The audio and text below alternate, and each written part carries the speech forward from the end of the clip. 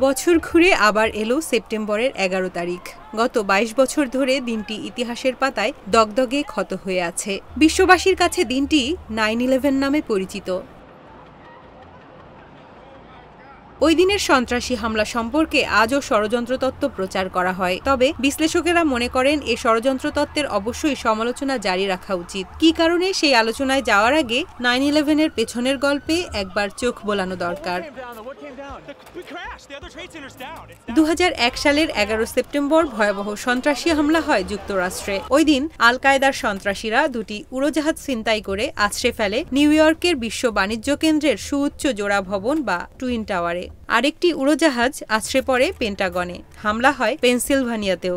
এসব হামলায় প্রাণ যায় প্রায় ৩,০০০ মানুষের, আহত হয় প্রায় ২৫,০০০ মানুষ। ইতিহাসের অন্যতম প্রাণঘাতী সন্ত্রাসী হামলা এটি। এই ভয়াবহ হামলা সম্পর্কে মার্কিন বুদ্ধিজীবী নোয়াম চমস্কি বলেছিলেন, 9/11 সত্য। আমেরিকা জুড়ে চলমান অপরাধেরই প্রতিফলন ঘটেছে এ হামলায়। চমস্কির বক্তব্য বিশ্বাস করেন অনেকেই এবং নানা ধরনের ষড়যন্ত্র তত্ত্ব হাজির করেন। যেমন কিছু মানুষ মনে করেন ইরাক ও আফগানিস্তানে হামলা করার বৈধ অজুহাত তৈরি করতেই বুশ প্রশাসন, তৎকালীন মার্কিন প্রেসিডেন্ট, নিজেই 9/11 ঘটিয়েছে। আমেরিকার সাংবাদিক পিটার বোল্টন কাউন্টারপাঞ্চ সাময়িকীতে লেখা এক নিবন্ধে বলেন, এই ষড়যন্ত্র তত্ত্বে বিশ্বাসীরা এতটাই অশিক্ষিত ও আক্রমণাত্মক যে তারা আমাকে জর্জ ডব্লিউ বুশের জাতীয় নিরাপত্তা উপদেষ্টা নিউকন জন বোল্টনের সঙ্গে তুলনা করত। এ থেকেই বোঝা যায় তাদের ষড়যন্ত্রমূলক মানসিকতা কতটা মূর্খতায় ভরা।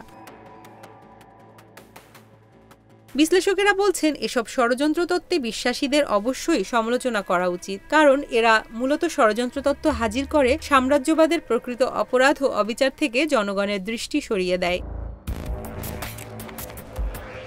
উদাহরণ হিসেবে একবার বামপন্থীরা এমন প্রচার শুরু করেছিলেন যে বারাক ওবামার জন্ম আমেরিকায় নয়। এটি পরে এতটাই বিশ্বাসযোগ্যতা পেয়েছিল যে অনেকে মনে করেন ওবামার জন্মবাদ প্রচারটি ডোনাল্ড ট্রাম্পের উত্থানের ভিত্তি তৈরি করেছিল। ষড়যন্ত্র তত্ত্বের ক্ষতিকর দিকের আরেকটি জাজ্বল্যমান উদাহরণ হচ্ছে ২০২১ সালের ৬ জানুয়ারিতে ক্যাপিটল হিলে হামলা। ওই হামলার আগে ডোনাল্ড ট্রাম্প তার অনুসারীদের মধ্যে এমন কথা প্রচার করেছিলেন যে তাকে ষড়যন্ত্র করে প্রেসিডেন্ট নির্বাচনে পরাজিত করা হয়েছে। সুতরাং এটি বলার অপেক্ষা রাখে না কোনো ষড়যন্ত্র তত্ত্বই শেষ পর্যন্ত ভালো কিছু বয়ে আনে না, সেটি 9/11 নিয়ে হোক কিংবা অন্য কোনো বিষয় নিয়ে হোক। তাই সব ধরনের ষড়যন্ত্র তত্ত্বেরই সমালোচনা জারি রাখা জরুরি।